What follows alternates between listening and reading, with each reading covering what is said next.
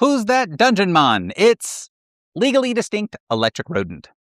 Hey there, I'm Permanent DM, creator of the game All Mice Die, and today we talk about random encounters.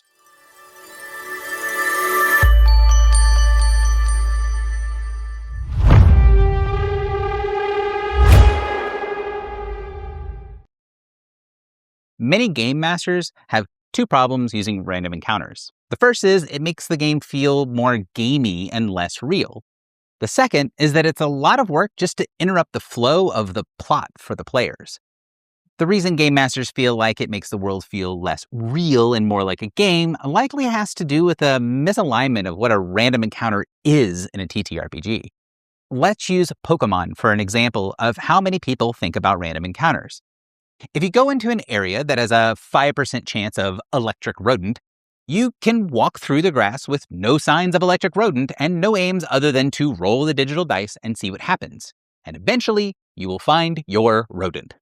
When you find said rodent and catch or beat it, the percentage of rodent encounter is exactly the same for next time. This isn't a population of creatures that you're trying to find and encounter.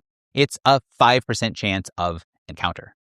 Moreover, if you're trying to find a specific electric rodent with perfect stats or a shiny form of the creature, you might roll those digital dice hundreds or thousands of times.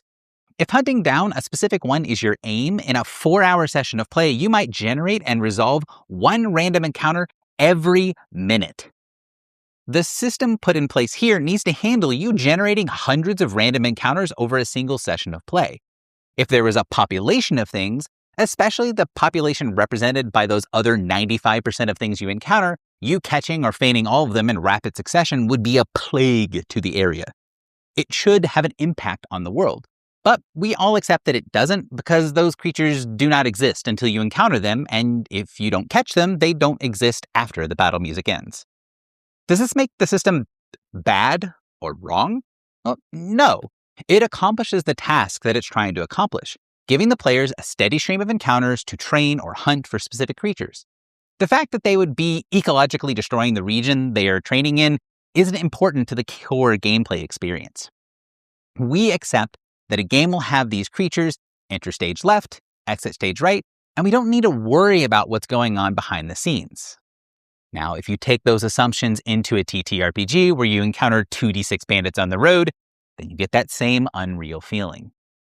This time, however, you are being asked by the game to think about the world complexly, to roll, and to talk about the internal logic of the world and act upon it.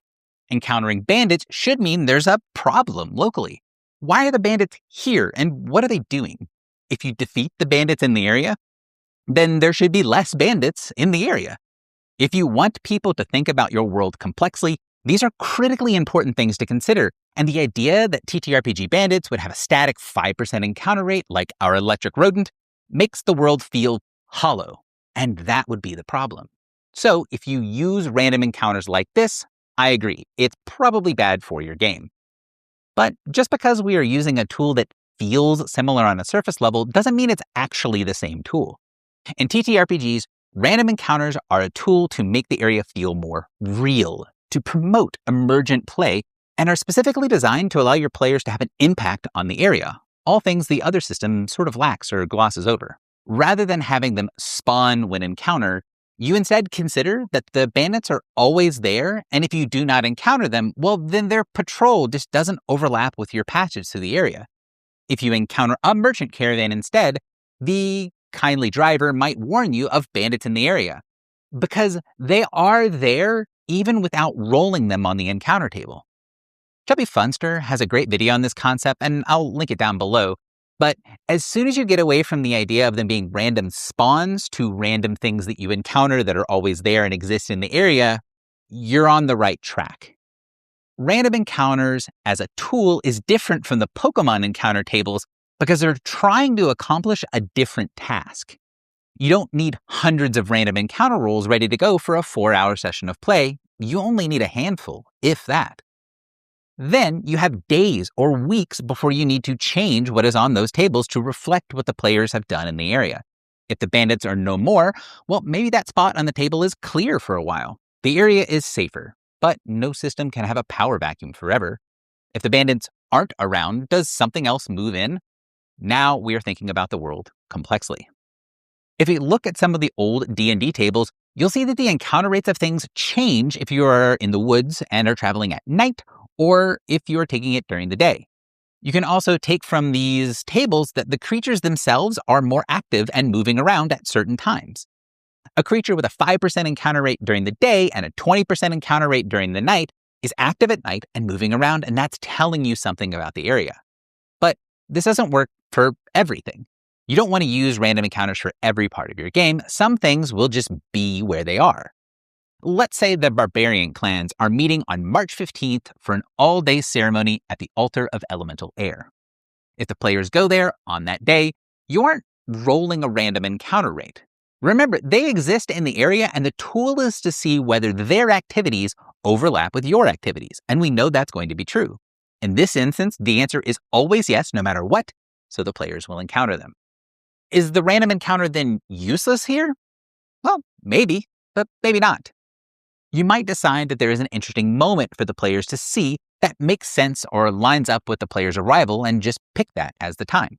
It works, it gives them something to interact with, and shows them a specific scene. This format does not, however, lend itself to emergent play. You've got a static place, a static encounter, and a static scene.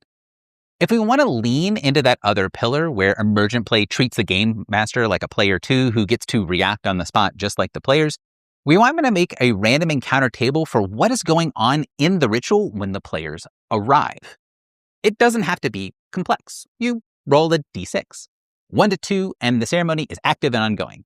3 to 4, and the barbarians are relaxing between sections of the ceremony. And 5 to 6, the ceremony has been interrupted by the presence of another group, creating some sort of tension in the scene. This sort of what's going on when you arrive follows that random encounter format. This ceremony has sections where it's active, sections where it's inactive, and the possibility of interruptions. The only one of those that is spawned by the players is potentially the interruptions because they are there are the interruptions rolled in that case. But even with this static encounter, a well-built random encounter system can telegraph to the players by having it radiate from that static point. If the barbarians are doing a ceremony here, perhaps their scouts are sweeping the area around to be able to intercept anyone who might be able to interrupt them. Maybe the players stumble upon the ceremony in a dramatic moment where there is conflict and miscommunication. Maybe they find the scouts in the woods ahead of time and fight them, or get warned by them, or make a favorable impression and get brought in as guests. This randomization of how they approach things lets the game master make a world that has a lot of smaller elements the players can interact with and avoids the issues of the players not following the plot. If we made all of these points static, then we would have to plan or adjust for what happens when the players go off script. A game master could make these sections as follows. The players find the Altar of Air, and when they arrive, the barbarians are sacrificing a creature to the altar. Do they save the creature on the altar? It's a dramatic scene to be sure, but what happens if that's the path you've prepped and they go some other way? Are you sort of wasting what's there? Have you spent a lot of energy on it and it doesn't come to anything? As a game master, you might feel the tug to force them down the path because you are invested in the story beat or in the idea. If you use random encounters to take elements of the story you come up with and then let the players encounter them in various ways and approach the situation from different angles, you get to enjoy seeing how they put it all together without feeling the desire to push them down the default path. Random encounters in TTRPGs doesn't become an engine for conflict, and instead becomes a tool to generate prompts for adventures. Which means the encounter tables should be built as prompts for adventure. Dadi over at Mystic Arts has a great video on this, and I've linked it before. It's worth linking again. I've got a video on how I use culture grids to help my prompts more interesting, and you'll find both of those in the links down below. But the key takeaway is this. If you are seeing a random encounter as a chance to encounter something that exists, rather than a chance to see whether a thing exists, you will want to build your encounter tables to focus not on the existence of the creature, like how many there are, but instead you'll want to focus on what they are doing, because that's what drives adventure. In the context of random encounter entries are adventure prompts, 2d6 bandits doesn't make a lot of sense. Instead, Yunder's bandit captain and his 4 bandits are looking for a prize to bring home to show their worth works better. It gives us something to use. You can, if you want, give the bandit captain 2d4 bandits, but the focus is on what they are doing is going to make a difference and why. Giving a prompt and using that prompt to make an adventure happen just makes it more fun. When they are encountered and dealt with in one way or another, the next time you'll have them roll on a table and they can reasonably see what is still in the area, and things that they encounter will react as if they're part of an ecosystem. If the PCs have killed them, probably not. Unless now they are spirits trapped in the area, hunting for souls to bring back to the Rat King to pay off the debt they swore to him in their own blood.